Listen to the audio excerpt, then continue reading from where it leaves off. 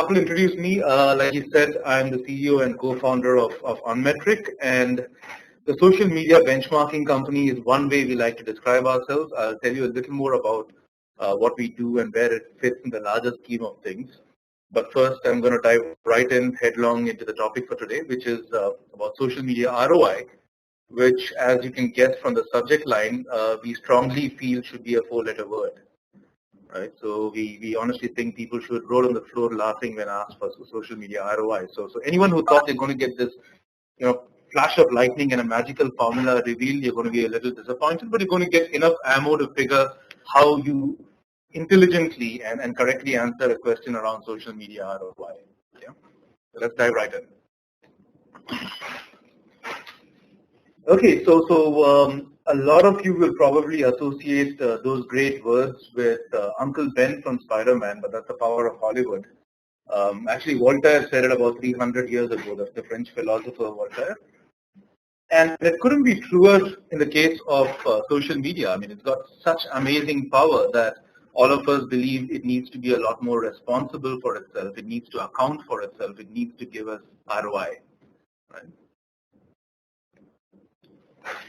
And that's not very surprising when you think of virtually any medium on the planet, right? It was the case with television, it was the case with newspapers, with the internet, with social media. I mean, anything that gets people to spend time on it translates into questions on efficacy and stuff, because there is only one constant in the world which is being minted every single day and expiring every single day, and that magic number is basically 168 billion, which is 7 billion, which is the population of the world, times 24 hours. So we have 168 billion hours coming up every day. And any medium that gets the lion's share of attention from those 168 billion hours of the planet, obviously, warrants a lot of support and warrants a lot of attention. Right? And we've kind of seen that, across the way different media have evolved. And I can kind of speak firsthand from experience because I spent the better part of the 90s working for advertising agencies and media planning agencies. So I worked for Lintas and Initiative Media and various companies with this large group called the Interpublic Group. And this was before the internet came to be and stuff. This was before, this was during the time of TV and radio exclusively without having digital media at that point. And it's classic. I mean, we saw it with television, we saw it with print, we saw it with the internet, and we're seeing it with social media. A new medium is born. People flock to it and spend a fair amount of their waking hours on it, which obviously is the rationale for brands to be present on it. And then brands come on. They spot an opportunity. They start putting up their outposts out there, which in a social media world is your Facebook pages and Twitter handles and YouTube channels, Pinterest boards, wine channels, Instagram pages, LinkedIn pages, a whole bunch of them. The medium sees opportunity as well, which is Facebook trying to get that $1.25 billion of advertising every quarter and so on. Everyone wants to kind of get a feel of the waters, so a few experimentation budgets get approved. Typically fueled by competitive pressure because maybe your brand's CMO had a cocktail party where he met another CMO and he said you got a Facebook page and this guy wanted a Facebook page too. And then the next thing you know, you've got a Facebook page. And then after a fair bit of experimentation, and once that the brand starts seeing some early success, some positive feedback, and then gets encouraged to spend more money, hire a larger team, maybe hire an agency, there is that inevitable question, right? Where is the ROI? Right? So what we've got here is a whole bunch of thoughts on how you address the question. And we're going to start off, before we dive into ways to actually address the question, I'm just going to give you 4 very valid, very real reasons why you're fully justified if you roll on the floor laughing when you're asked for social media ROI. I realize this might be a little controversial, might not be what some people like to hear, but I think it is at times necessary to grab the bull by the horns and say things for what they are. Here's the first reason, right? I mean, we as a race have done some amazing things. We've sent people to the moon. We're trying to colonize other planets. We've created the internet. We've created social media. We've discovered the Higgs boson. If there was this magical formula for ROI, chances are we would have found it, But the very fact that you're having, and this is not a tautological argument, it's not a self-sufficing argument, but the very fact that you're having so much of debate and discussion around trying to find a mythical chimera of a formula simply implies that it's not a simple case of one magical formula that has a few integrals and differential signs that people can look at and say, okay, this is how you calculate ROI. So I think sometimes it's important to embrace the fact that certain things are, for various reasons, not computable in the simplest scheme of things. And I think ROI, in a social context, in fact, in a lot of marketing contexts, is one of those things. Oh, this kind of ties back to the Spider-Man principle. With great power comes responsibility. Social media has got all these metrics, right? You've got likes and you've got comments and you've got shares and you've got tweets and retweets and you've got so many numbers. I mean, surely there should be some easy way to crunch all those numbers into one singular formula. And I think this is the weight of numbers, this is the weight of metrics. The moment you have a whole bunch of metrics around something, there is an expectation of every single metric being derivable from that. Yeah. And often I've been at conferences both in India and in the US where sometimes the discussion on ROI deteriorates to, function on, okay, you put in the money, you get some reach, you get some frequency, you get some amplification of the message, and that is the return you have on your investment. But if you're doing a classic ROI calculation as ROI was originally intended, it needs to be apples to apples. It needs to be dollars to dollars. Right? Which, even though we have a lot of metrics in social media, in most cases is impossible or very, very difficult. Well, this is the best. I mean, for all of you who've had some experience with project finance or had that as a course in your college or during your MBA days, you might remember that ROI is a project finance term. It basically weighs in all inputs into production, which includes fixed costs and variable costs, with the returns from such investments, and calculate the entire return of a project on the investment into the project. Right? You would seldom have a thin slicing. You wouldn't go to a manufacturing firm and say, what is the ROI of the fourth lathe operator on the third assembly line? Simply because there is an approach of looking at things in totality. You look at the whole project in itself. You don't look at an individual factor of production. Right? Trying to look at an ROI on a marketing spend is theoretically the same as saying, I'm going to spend $3, I want an assurance, and I'm going to get $5. In effect, you're saying, prove to me that you can print money. Right? ROI is a project finance term. That's how it came. It's a term that people use in project finance. It's not a term used in marketing. And I can honestly say this, I've worked for years in television, and I'll share with you what typically you do to justify millions of dollars or tens of millions of dollars on television campaigns. It is not ROI. Last I checked, television and mass media have still not cracked the ROI question. I don't think they have done that yet. And it's simply that. I mean, fundamentally the value of a TVC, a television commercial viewer, there are correlations, but the exact value of a fan or a value of a TVC viewer is next to impossible to determine. Right? However, I mean, jokes aside, I didn't realize that a lot of you have jobs to do. You have people to convince. You have managers to get approvals from. And rolling on the floor laughing when asked for ROI and the kind of expectations you can generate with a certain budget is not going to get you the budget in the first place. So I think there are ways of thinking around it, and over here I'm borrowing liberally from things that have happened in mass media and in digital as well. First, let me just dive into a bit of a framework around how you think of it. If you look at that triangle, the pyramid out there, the bottom you've got investments, and what we want from that is return, which in its purest form is sales. Right? We can have these intermediate measures like reach and preference and likes and everything, but finally what you're looking at return on investments, considering that the investments are in dollars, is a return in dollars as well. You're looking at dollars on dollars, you're looking at a common numerator and denominator. Those investments take on different forms depending on the different media that you're talking about. So if you're talking television, I mean, it's typically buying what is in a television world known as GRPs or gross rating points, which is simply buying spots on television, right? So you create advertising that costs some money, you buy media space, which is cost some money, and you place advertising. As a result of such advertising, you expect that your unaided ad awareness, which is your UAA, goes up. And if your ad is good and does not antagonize people or do the wrong thing for your brand, a good UAA should translate into a good UBA, which is an unaided brand awareness. And if people are more aware of your brand and your brand delivers what it promises, over time it should translate into preference for your brand. And that preference should translate into sales. A similar logic or a metric around the world of digital advertising would be simply buying impressions, buying traffic, buying visibility across the internet, which translates into people viewing digital assets of a brand, spending time with digital assets of a brand, and hopefully those again trigger preference for the brand and finally translate into returns.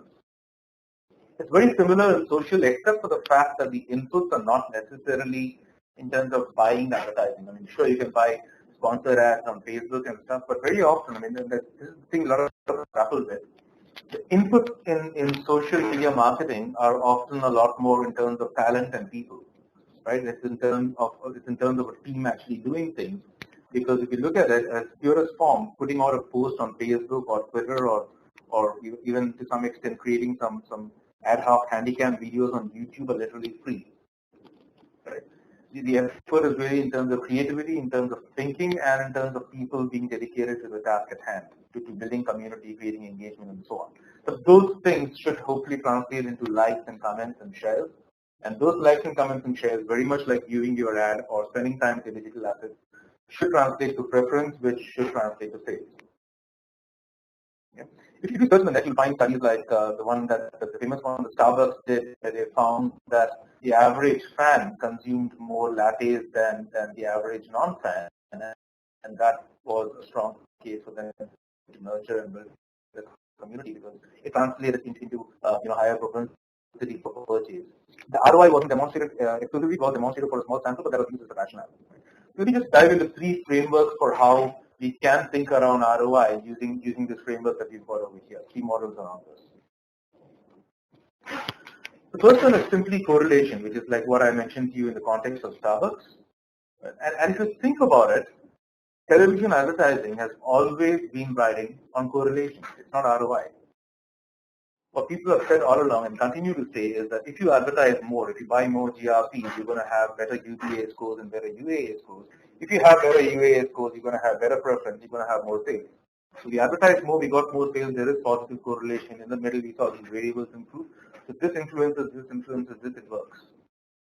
Right? You have exactly the same analog in social. You have a team input into something. You have measurable metrics like engagement scores and likes and comments and shares and virality, and you have sales, and you can draw correlations between them. Right? But there is one fundamental problem here, which is that during the era of television, you could attribute all your returns to efforts you did on marketing in television. However, for larger brands now, you're talking about a brand that does a TV campaign and a print campaign and a radio campaign and a digital campaign and a social media campaign. And in most cases, isolating the individual effect of that social media campaign on sales is next to impossible because it's creating preference, it's creating awareness, it's creating likability for a brand. But the translation of that into action might happen in a totally different medium, might be in-store, might be digital, might be anything else. But correlation is a great way if there is a way to establish correlation between, doing a certain input variable and seeing an output variable. That's a great way to justify things. That's exactly how Starbucks did it when they figured that the average, fan consumes more coffee and stuff, and said that if you market to a fan and he's engaged with the brand on Facebook, it translates into him buying more coffee, and therefore there's a positive correlation. The second way is attribution, especially in the case of video. And I was just looking at some amazing data on our own platform. If you look at the large auto brands, look at Volkswagen, look at Chevrolet, a lot of them racked up about 500,000 video views on YouTube in the last 30 days alone. Let me just place 500,000 in the context of a US audience to you.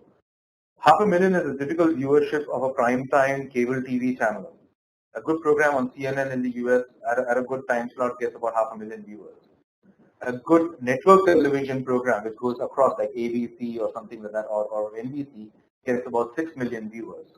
Right? And this is for something like Good Morning America or something like that. In the context of those kind of numbers, obviously numbers that social media can drive obviously make a lot of sense because it is the equivalent of video views that one gets from television. Right? So if let's for a moment assume that the value of someone viewing your television commercial was uncertain because mass media has been around for a long time. So hopefully you track that. If you could figure attribution models where you say our Facebook campaign drove this many video views either through a video on Facebook, which is increasingly giving YouTube a run for its money, or through driving traffic onto YouTube, or through some other form of engagement, and you can kind of correlate that with the equivalent in terms of someone viewing your commercial. And assuming you know the ROI for someone viewing your commercial, you can drive some ROI metrics from that as well. Right? So that's another way to do it in terms of attributing a subset of a social media activity that drives viewership of commercials or whatever into what the value of that viewership would translate into. Okay. And the third, again, this is from our perspective, and it's really the reason or the rationale for why we exist as a company. And the third big reason I think there is benchmarking. Right. Honestly, keeping ROI and everything aside, if you're in a hyper-competitive category like a lot of our clients are, like for example, Subway is a client of ours. If Subway were to sit measuring ROI and figuring theoretical arguments around it, by the time they figure that out, they're going to have Pizza Hut, Burger King, McDonald's, Starbucks, and everybody else in between literally eating their lunch. Right? And let me tell you another little thing from my days in television planning. Most brands on television spend a lot more than they optimally need to. They spend a lot more than they need to establish reach and frequency goals. And the reason they do that is because of something called share of voice. Because even if I reach my target audience adequately, if I find that my volume of advertising in terms of number of spots is just 20%, and then let's assume I'm Airtel and my competition is Vodafone, who's got 80% share of voice. Forget optimality. I just want to make sure I'm outshouting Vodafone, because after a while you want to make sure that your volume of conversation stacks up and compares with what the competition is doing, because otherwise you're going to be virtually invisible. Right? So I think benchmarking or saying what the other brands are doing is a great way to build an argument for why a brand needs to kind of staff up for a social media presence. I'm just going to give you a few slices of data from our platform and how they can translate into convincing arguments or the start of an argument that one could have internally for incremental resources around social media. Right? And just to tell you where we fit in the larger scheme of things, all things social, I love this metaphor. You've got listening applications that help you listen, and you've got Radiant 6, Crimson, Hexagon, about 100 plus other applications that do that. You've got applications that help you speak on social, that help you communicate effectively when you're a distributor team, and then Buddy, Bitru, Context Optional, Hootsuite, GoTweet, Next Tweet Deck, all of them do that. And you've got Seeing, which is basically keeping your eyes on what competition is doing from a perspective of staying on top, and also from a perspective of getting amazing insights into your own social media strategy. And that's really the bucket we're trying to fill up. Right? So we like to call ourselves a social media benchmarking company for brands, and we pride ourselves on giving not so obvious insights. And I think some of them can help towards building an argument for more resources for a social media team. Right? So for example, if you find that you're competing against a brand that is able to put an amazing breadth of content, right, that is an argument for a team to staff up to get resources and other things that can help them generate similar buckets of content. So we find out that a certain bucket of content is engaging amazingly well with the community, and then platforms like ours tell you that. You can use that as a use case to kind of build up a larger team that can help generate the kinds of content that you need to put out there. Because if you think about it, I mean, fundamentally we've moved to a world where micro content is king. We haven't seen this kind of a world before where brands and consumers are totally in conversation all the time. It's the first time, and it's not about content as much as it is about smaller pieces of content or micro content. So the way we like to say it, micro content is king, and everyone's trying to figure what's working, and you need to staff up and get resources to ensure you have engaging micro content out there. Right? Look at these numbers. I mean, Delta, if you look at Delta, if you look at JetBlue, if you look at Southwest, if you look at every single leading airline in the US, and you ask them a question on Twitter, you will get an educated, thought-out answer in less than 12 minutes. Right? If you look at Delta's average here, it's about 11 and a half minutes, which is amazing.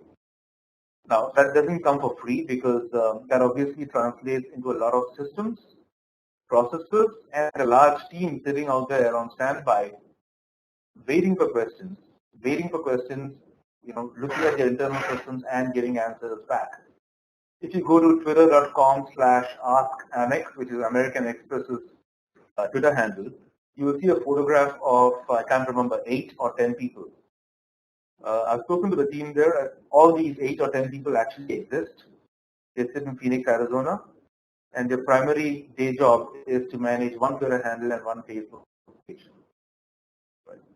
Now, if you are a bank and you're competing against the likes of that kind of horsepower with a brand being so much ahead of the curve in terms of responding to customers in less than 10 minutes with amazing answers, you obviously need that as a strong case to request for resources for you to be able to deliver similar metrics to your consumers as well.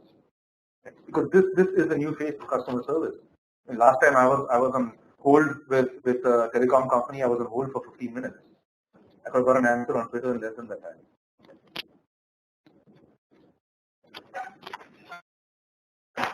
Look at the number of videos. I mean, these are the number of uploads all time.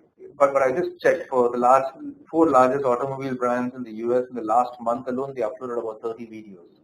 Right? All time we're talking about somewhere, if you add the numbers out there, talking about something like 1,000 videos across just 3 channels. Okay. When Airtel launched the Har Friend Zaruri campaign here in India, they first started it off with a bunch of YouTube videos, which were lower budget, lower production cost videos that they put out there. The best ones among those are the ones you saw on television afterwards. Okay. If you don't have the budget, if you're a telecom company and don't have the budget for doing these quick and easy YouTube videos over there, I mean, knowing that your competition is doing it and driving amazing views that are equivalent to what one gets in terms of TRPs and television is a great case for you to make to your management to get the resources to make those kind of things as well. Keeping up with the Joneses has always been a great argument. So, and in the brand world, it makes even more sense. Same with Pinterest. I know of brands like Lowe's in the US who have people dedicated to competitive intelligence on each platform. So there's one person focusing on Facebook, one on Twitter, one on Pinterest. And this is some serious effort. And it's not an outlier, it's a new phase of marketing. It's the way all brands are going to have to do marketing down the line. We've just seen the tip of the iceberg. Yeah. So again, I mean, it frustrates me personally when I keep seeing the ROI question and everyone kind of flirting around the topic. So I think sometimes it's best to embrace the fact that we are flirting around the topic, to start thinking outside the ROI box. Yes, it would be great if we could crack it, but the fact that so many hopefully intelligent brains haven't been able to do so far and have cracked far more complicated things probably means that it doesn't make sense to think of things that way. We need to be looking at new models of thinking of things. We need to look at things in terms of causality or correlation. We need to look at things in terms of attribution models or in terms of plain old benchmarking. He's doing it. We need to be doing it. It's the simplest argument of them all. So yes, there are multiple ways, and I encourage you to steer the argument into those rather than trying to build on a theoretical construct that's just great on a research paper maybe. And that's us. I think it's just about half an hour, so perfect. That's me. That's at Unmetric is how you can reach out to us on Twitter, unmetric.com. Encourage you to visit us there. And thank you. And Kapil, we're ready for questions, right? Great. Thanks, Lex, for providing us a wonderful framework to think. And before I take up more questions. So everyone, if you have any question on all the things that we have discussed so far, just put it down in the chat section. So that's one question I have for you is, I mean, I got all the 3 aspects, which is think about correlation rather than the ROI, worry about, take care of the attribution, and like for the benchmarking, Unmetrics is a way to go in a way. So, but practically speaking, when it comes to correlation, like what you discussed the case of Cafe Latte, how they could measure that they are actually been bought more because of by being a fan. How can a small company do it? How are they doing it? What kind of tools are they using? So if you could give us some tactical details on how to really ensure that you really measure the correlation. I mean, rather than you're getting into the space of justifying all the investment. So is there some practical ways that companies are following to build the correlation or the steps that can be taken by a smaller organization in general? So my honest view is if it's a really small organization, a really small brand, it needs to have the leeway to experiment without trying to put shackles on the whole process so early on. So if it's a young brand, it has all to gain and nothing to lose, considering the fact that they would definitely not be able to compete with the far more Herculean budgets of larger players and stuff. So they have all to gain in terms of optimally using social media. And I think there are tons of examples of brands who it boils down to creativity. I mean, some of the examples we keep covering on our blog are some great examples of companies who've done that from obvious ones like Red Bull, which are obviously big brands, to smaller unknown brands like GoPro, and there's this which does all these adventure action videos.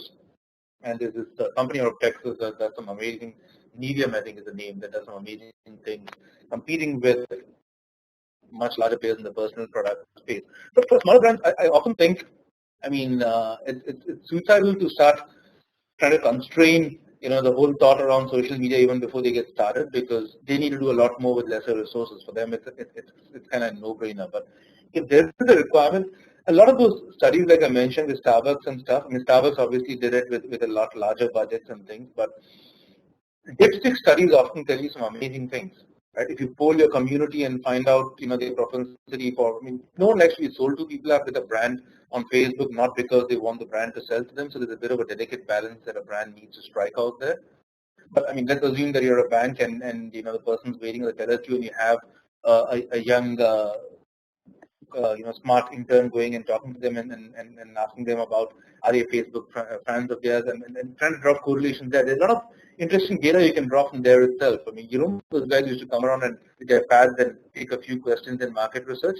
It kind of stems from there. You take a small sample, figure whether there's a higher propensity for, I don't know, maybe consumption or preference or whatever for people who like your page, and you can draw correlations there. However, I think it's a bit of an overkill for a small brand. I mean, if I were a larger brand like a Cafe Coffee Day or an HDFC Bank or an ICICI, maybe I might do that if I want to establish the case for a larger team or higher budgets.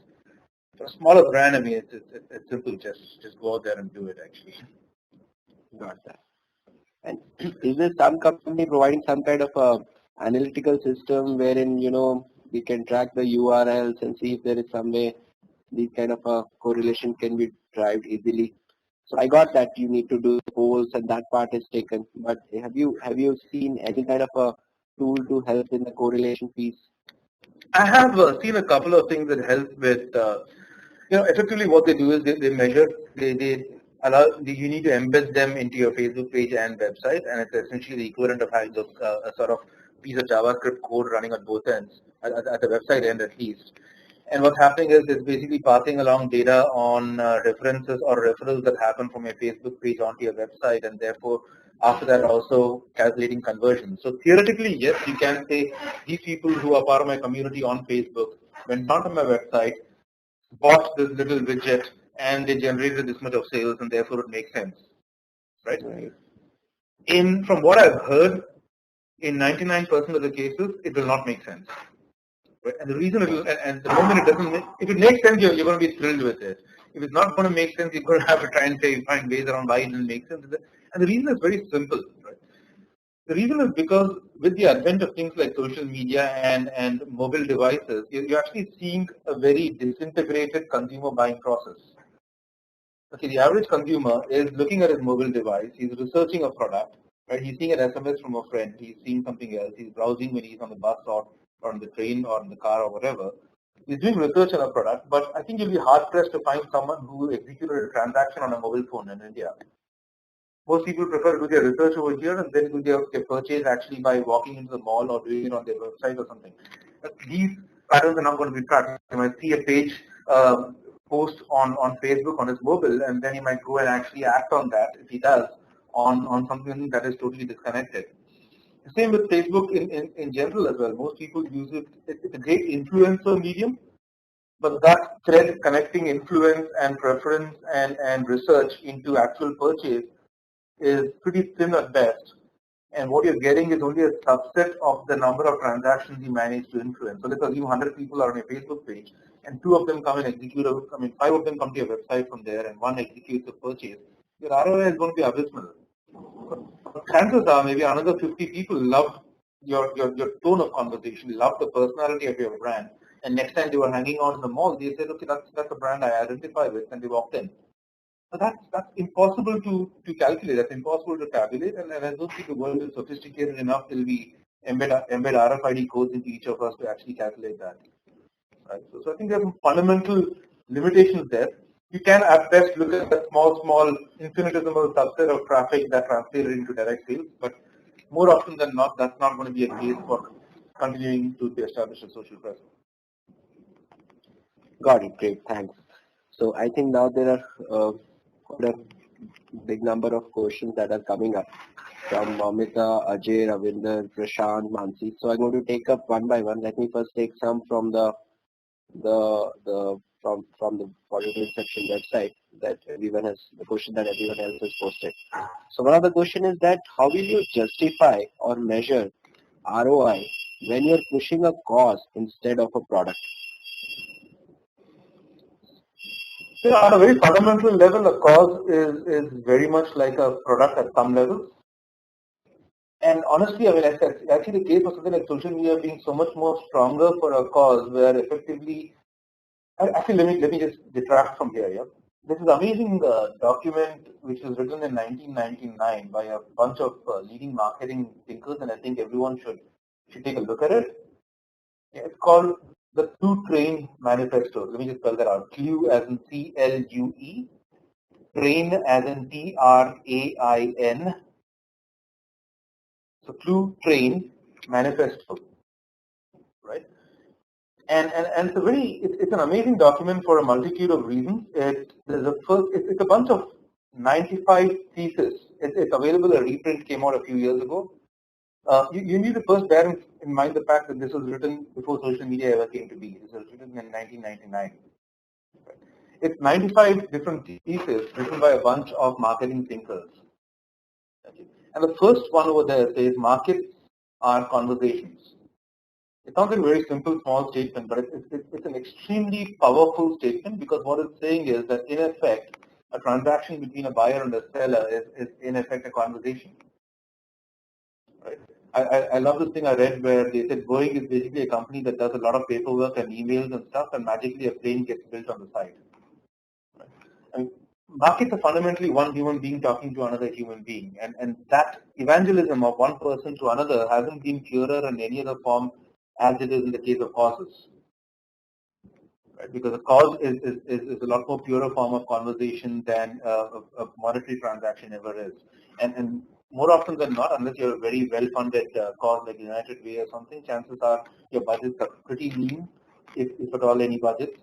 You probably don't have the luxury of virtually any mass media presence. You obviously need to focus on earned media and owned media, and what better way to do that than to do it with social media. So I think for something like causes,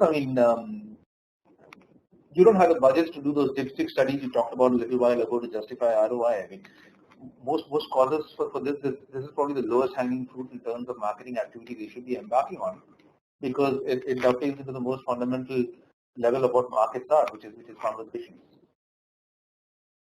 Sorry, that was a bit of a long-winded answer to a short question.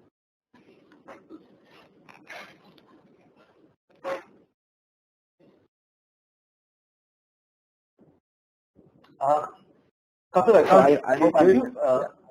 now I can. I'm audible? Okay. So one of the question is asked by Rashmi. She's saying, how do you justify social media ROI for B2B market? So do you have any special tips for how to deal with the B2B space in particular, or any experience in that regard?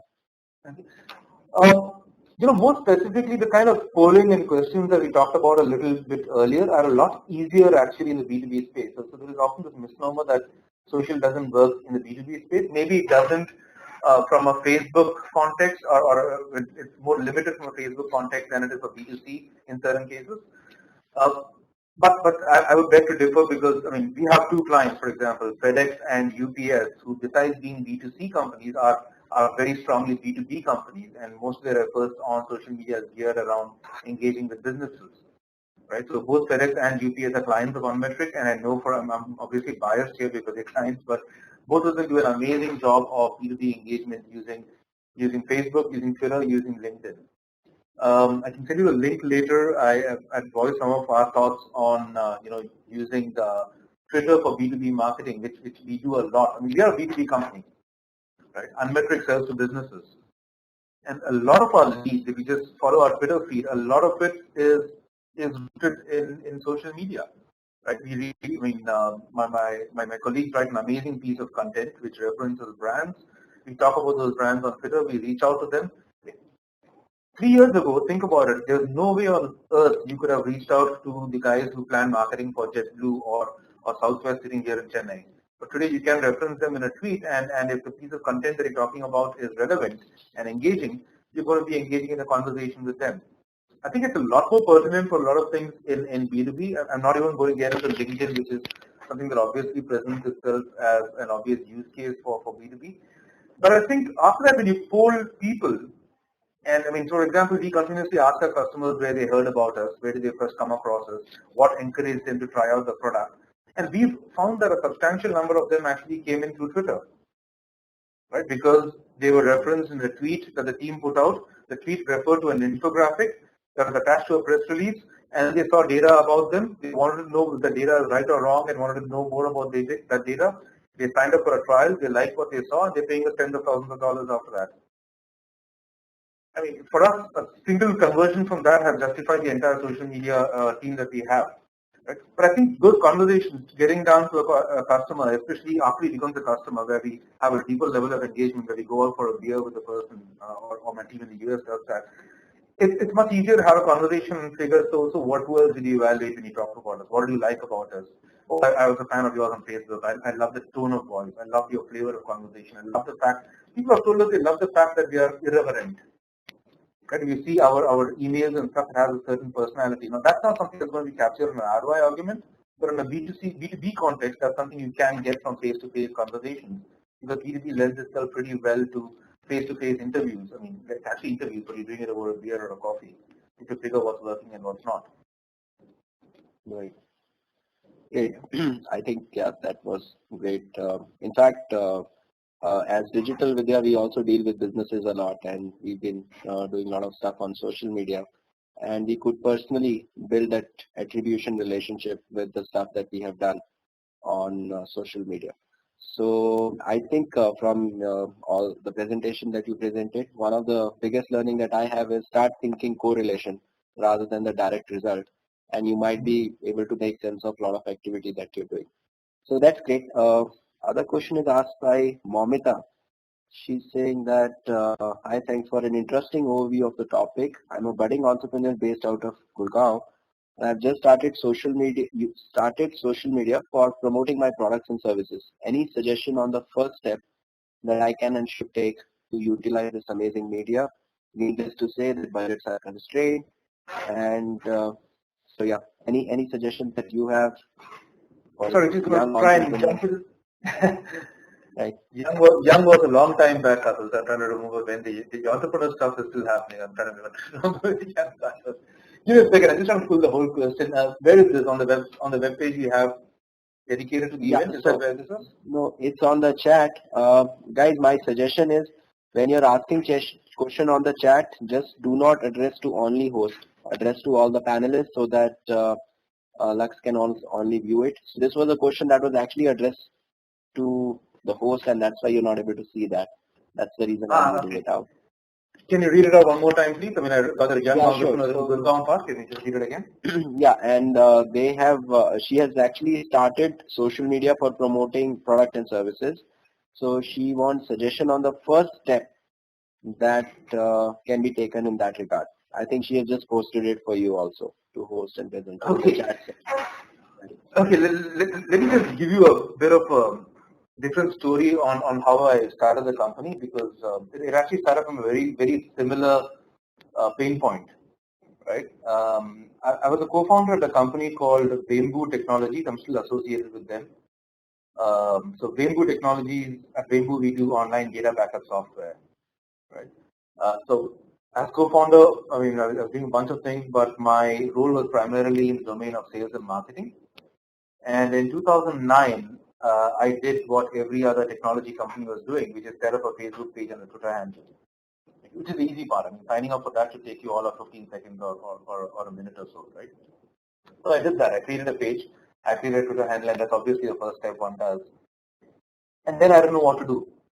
I mean, how exciting can you make data backup software? That's about as exciting as a root canal treatment, right? So how exciting can you make that? So I was trying to say, okay, we've got all these managed services providers we sell to, all these hardcore IT guys who are about as boring as we are in terms of the kind of, they don't do the sexy part of IT, they do the boring data backup, security, firewalls kind of IT. They're the guys who come in when the office is closed, they're not the social media kind of guys, right? How do we engage with them?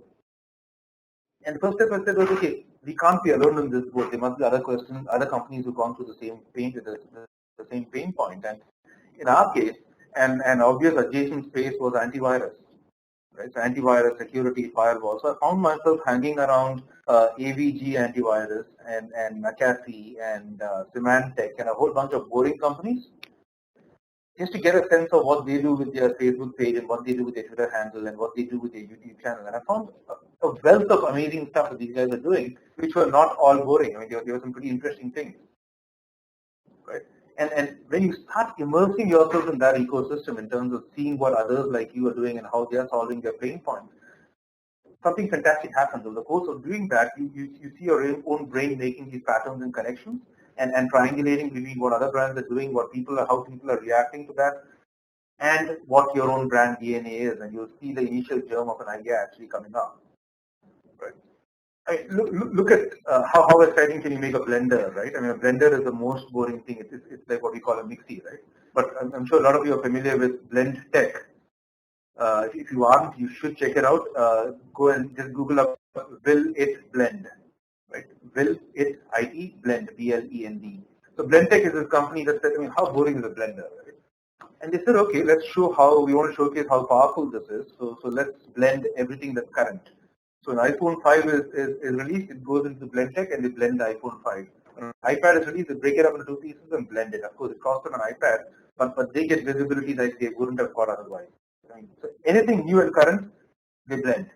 Right? I mean, Amul butter in India is a great example. It's of course a decades-old example, but they're just updating into public consciousness. And if you look at social media, fundamentally that you're triangulating between your brand DNA and what is relevant to your people in terms of what is happening, events in their lives, things that are happening in the political, social sphere, and kind of trying to draw some connection in the context of that backdrop.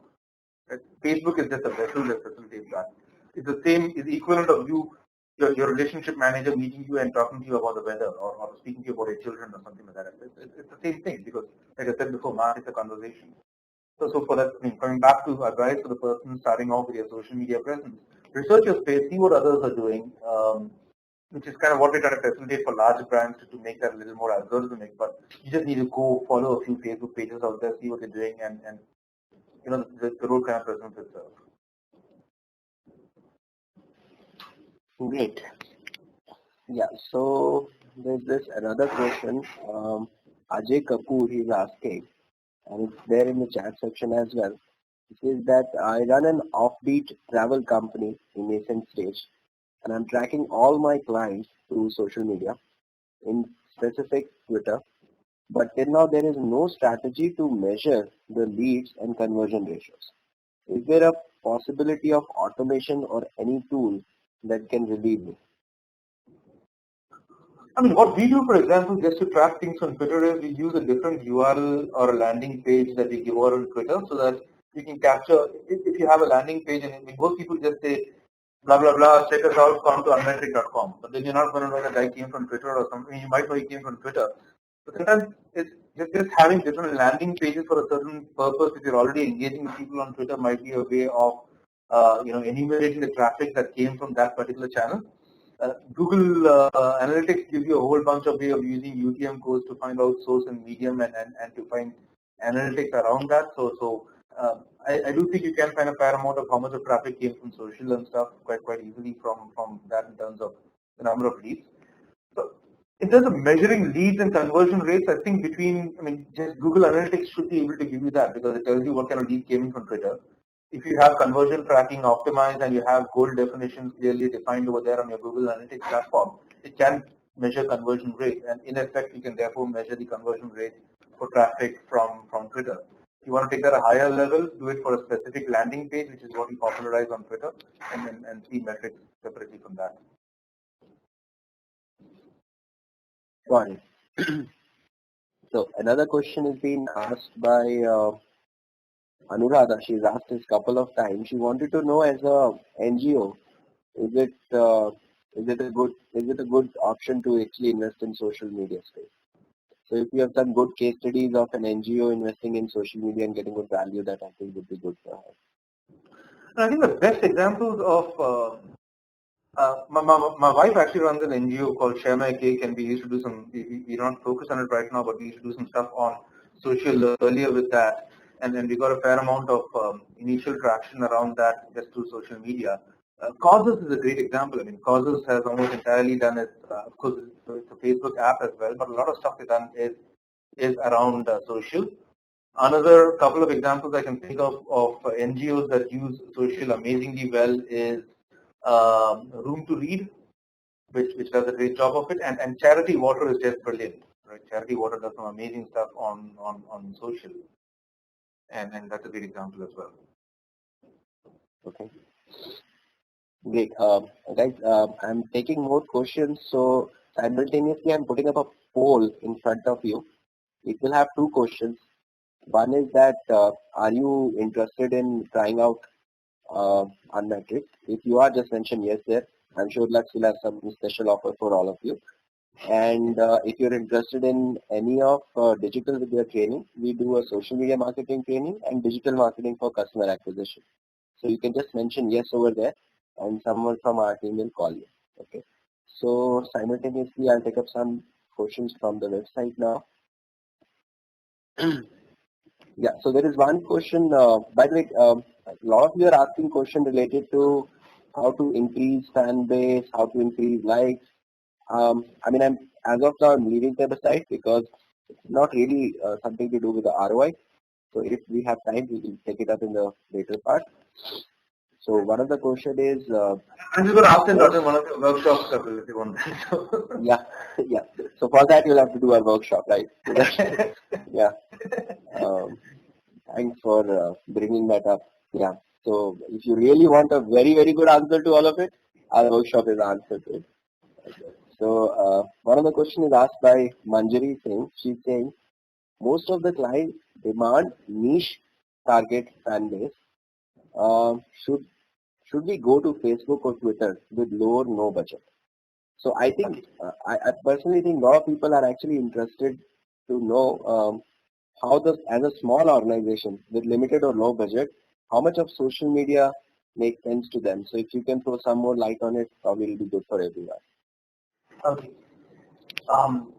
Again, each of these answers are so specific to the particular domain and the particular requirements, but I'm going to try and answer it to the best I can in a generic sense. First, and here's some unsolicited advice. Manjari's question says most of our clients demand a niche target fan base, and they want to do that on Facebook and Twitter with low or no budget. If your clients are asking you to do that with no budget, look for a different client. That's the first piece of advice I'll give you, because the client probably doesn't make sense, or won't make sense in a couple of months. But for most, just looking at it in terms of actual action, the beauty of social, if you think of it, is the fact that content automatically finds the niches it's talking to. Right? There is no niche of people who love to see people dancing like horses, but everyone loves the Gangnam Style video, right? There's no niche of people who love to see people in loud, audacious sunglasses wearing loud clothes that would put Rajnikant to shame in his earlier movies. But everyone loves how Sai did Gangnam and how he did his next video as well. If you've got an amazing piece of content that resonates with a particular audience, that audience will carry it forward, right? there's so much of granularity of audiences happening right now in terms of, select groups of marathoners who only do ultra marathons in Delhi, right? If you put a piece of content that's relevant for them in terms of the latest innovation from ASIC's shoes, and one of them finds it, he's going to do your marketing for you afterwards. So the beauty of this whole niche group thing, I mean, it's a hangover we've got from the mass media days, because in mass media we always had this thing of you put something on Chitrahar or Doordarshan, or you put something on World This Week, Pranay Roy's program. Sorry, I'm talking about programs that 20 years ago and over. But all these things would by definition reach crores and crores of people, and you've got a little niche sitting out there that you want to reach, and you're basically spending so much of money for additional coverage that you never wanted in the first place. And that's really the origins of people talking about, I want my niche, how do I reach my niche? And that's when magazine started. And then we are a niche magazine. Right? We talk to the upper end wannabe socialite, and if you want to talk to that kind of person, here's what. We talk to the person who believes in home improvement and has a budget of a few crores, and you can advertise in our magazine. That's really how print came about to be. And that is the holy grail of what online promised afterwards. The social actually fulfills on the promise, because all these niche fan bases that we're talking to, guess what? With or without your brand, they're already talking to each other. They're already connected. They're already having conversations.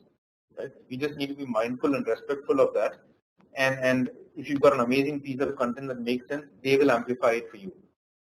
If you're selling knee braces that ensure that people can run a lot faster than after knee surgery, I mean, if you do an interesting video outlining this, all the guys on the runner forums who had knee problems are going to talk about it. You needn't go out there and search for runners with knee problems. Of course, you can do that and do a Google AdWords campaign and stuff, which is the other way to target niches, right? Google AdWords jumped up because it allowed you to target niches. So if you've got a budget, yes, some advertising and stuff can help in terms of AdWords and things. If not, maybe you create the community around which people center and speak. I mean, but bear in mind, very few people like to converge around a brand community, and you're better off probably targeting and then talking to the communities that already exist. Facebook advertising options allow you to talk to specific groups and specific fans of pages. So if you know that the kind of person you're talking to is a certain profile of person who's a fan of a couple of brands, I mean, that's a great way to go about fine-tuning your advertising if you're going the advertising route. But otherwise, I mean, just focus on creating amazing content like the blend tech video, and there are enough people who've got enough time on their hands to go out there and put it on share, and that's going to kind of spread itself and find its way to the right niches. I think niche marketing is a lot easier today than it was earlier, than it was ever. Got it. And just to add to what he has shared, I think the biggest advantage of digital in general, social, is the way you can target the niche audience. So if it is actually not making sense for niche audience, I don't know to who all it will make sense to. Because that's actually one of the advantage of social space, the way you can target them specifically. So no, absolutely. Sorry, just to add to that, I mean, to use a politically incorrect metaphor, mass media is the equivalent of a machine gun kind of fire, but social is like a sniper thing, right? I mean, look at us as a company. We talk specifically to the VP social, director social, someone tasked with social media in a Fortune 500 brand. And we're able to fine-tune our communication and laser focus it to reach out to them. I'll give you a small example. 12 hours ago, we launched a podcast. Okay, we actually have our own radio channel starting 12 hours ago, which every Monday will tell you everything you need to know in, admittedly it's a little bit more of a US focus because that's our primary market, but it covers examples from across the world. It will tell you everything you need to know in 5 minutes on what happened in the last 7 days in the world of Facebook, Twitter, LinkedIn, Instagram, and so on, and in the world of brands. So a brand did a spectacular campaign, something happened on Facebook you need to be aware of, you'll do it. And what's the objective of this? The stated objective is to help you go into meetings for the next 5 days a lot more intelligently and a lot more empowered. So just put it on your jogging track. When you go for a morning jog on Monday or on Sunday evening, listen to it and walk a lot more confident into the meeting on Monday. And are we selling podcasts? Are we a retail company? Absolutely not. But this allows us, so this piece of content, someone who's interested in vegan cooking over here is probably not going to listen to it. But that's not our target audience. Our niche of social media managers and agency people who need to stay on top of things every single week is reached out perfectly with this. And this content will find its way into the people. We've got a bunch of subscriptions already in the few hours since it's been alive, and I'm sure in the weeks to come we'll have thousands more. And that's a great case of, I'm biased, but that's a great case of content finding the people rather than trying to figure how people find the content. Great. Great. So we still have a few minutes to go. So that's one question I have, since you've done a lot of work in the benchmarking space. And one of the challenges that we keep facing is the rate at which Facebook keep changing the algorithm, and the rate at which the way the page is behaving keep changing over a period of time. So if we look at the benchmarking, particularly in the social media industry, what are the set of challenges that you are facing with, and how are you dealing with it? Uh, and since you've done a good work, it would be, if you could share some insight, that will be good for all of us. Okay. Actually, what you asked is a very pertinent question. It's a very relevant question, Kapil, and it kind of dovetails very beautifully with the way in which we look at product development as well, right? So I see three, almost like a Cartesian space. I see three axes around which the whole thing is evolving. All right. One of them is a very obvious thing along new networks. Okay, 7 years ago, none of us knew about Facebook. None of us knew that something like Twitter would actually come up and would fly. All of us were so skeptical when it started off, right? There was Friendster, there was MySpace, there was a whole bunch of other things. Those of you who are from the mid-90s might remember Tripod and GeoCities, which were really the first communities ever. With Tripod, I think one of them was Yahoo acquired GeoCities. I don't know what happened to Tripod, I forget. But after that, if you look at it, there are so many new media coming, so I think that in itself presents a canvas for new things that people need to benchmark. So when we launched Unmetric, we just needed to do Facebook and Twitter. At this time, we do Facebook, Twitter, YouTube, and we do Pinterest. We need to do Vine. We didn't know Vine existed some time back. Pinterest that we're doing right now wasn't there till 2 years ago. Google Plus that we thought we'd do first is something that we pushed a bit to the backburner because brands didn't jump onto it as much as people jumped onto Google Hangouts. So it's kind of evolving so fast in that, and if you look at the windows of obsolescence, they're compressing. Things are becoming obsolescent in a couple of years. There was a day and age when brands and companies will become obsolescent in tens of years, right? So that's one axis along which we're continuously thinking and developing, especially since all these things are so tightly integrated. Right? Earlier, a mass media campaign would be television plus print plus radio. Today, a social media campaign is not a Facebook campaign or a Twitter campaign. It's often a Facebook, a bunch of promoted posts on Facebook, supported by a Twitter hashtag, and a couple of low production cost videos that justify the whole thing on YouTube, and maybe a spot or two on television. They encourage you to follow the hashtag and become a fan on Facebook. So it's also tightly integrated. It's important to cover all these domains. So that's one domain along which we've seen movement. The second is obvious evolution of the platforms itself. So for example, the people talking about metric on Facebook, the way the whole page structure has changed, the way cover photos have become so much more prominent, the way visual elements have risen to prominence within each social network. Each of these throws up challenges in terms of what we benchmark, the kind of data we pull, and the kind of things we present to our clients. And the third is really the most difficult thing, which is where my co-founders are people who've been writing code and algorithms for about 20 years each.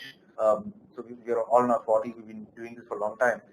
But they've written some pretty kick-ass algorithms that find those needles in the haystack, because that really is the crux of the problem. Think of Subway, our client, right? They compete with, say, 10 other fast food restaurants. Maybe they compete with a lot more, but let's just focus on 10. Each of those 10 have a Facebook page, a Twitter handle, a YouTube channel, a Pinterest board. You're talking the social media equivalent of 40 television channels broadcasting every single day. Right? Unless you're Rajnikant, you can't keep up with that. And that, I think, is where we cannot drive value, because it's always a challenge to pull patterns within that data, and more importantly, to pull patterns on which people can act, or what we like to call actionable insights from that big data, those reams of big data that is being thrown up every single day. So I think these are three directions: new platforms, new features within the platforms, and new insights within the mountains of data on each platform. Great. I think that was good. That definitely gave me some clarity. I'm sure the rest of us would have got some value out of it. So it's 4:03 right now. I think it's time we can close the session now. So the recording of the session, we'll be doing a blog post by tomorrow, and it will be available on our blog. And we'll send an email out to everyone once the recording is available, so that you can actually watch it out, or you want to forward it to anyone, you can do that. And anytime you have any question or concern, you can contact Lux, or you can contact me at kapil@digitalvidya.com. Those of you who have said yes to that you want our metrics, I think there are 13 of you.